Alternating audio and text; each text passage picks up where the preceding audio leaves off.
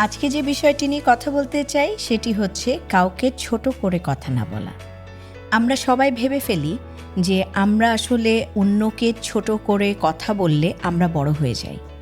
আসলে এটি কখনোই সম্ভব নয়। আমরা যখন অন্যকে ছোট করি তখন নিজে কিন্তু আরও ছোট হয়ে যাই। বাট এটি যিনি করছেন তিনি কখনোই বোঝেন না। যিনি করছেন তিনি ভাবেন তিনি এই কথাটি বলে সবার সামনে আরেকজনকে হেয় করে, আরেকজনকে ছোট করে তিনি বড় হয়ে গেলেন। বাট তিনি যে বাকি সবার কাছে ছোট হয়ে গেলেন সেটি কিন্তু তিনি বোঝেন না।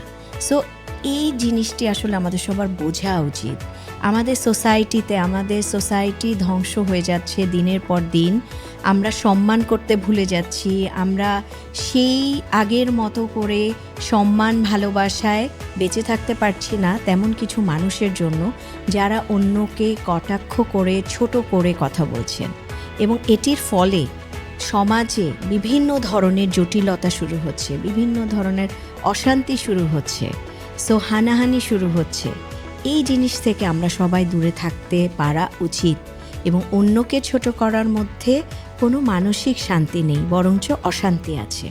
সো সেক্ষেত্রে আমাদের সবার উচিত অন্যকে রেসপেক্ট দেওয়া এবং তাকে অসম্মান না করা। আমাদেরকে কিন্তু আল্লাহও বলেছেন অন্যকে সম্মান দিয়ে চলতে। আর অন্যের কোনো কুৎসাও যদি আমরা জানি সেটাও যেন আমরা কারো সামনে তুলে না আনি। গোপনে তাকে যদি আমরা সাহায্য করি, তুমি এমনটি করো না, এভাবে চলো না, তাহলে কিন্তু আপনার সম্মানের জায়গাটি বড় হয়ে যায়। সো আজ থেকে চলুন আমরা সেই প্র্যাকটিসটি করি।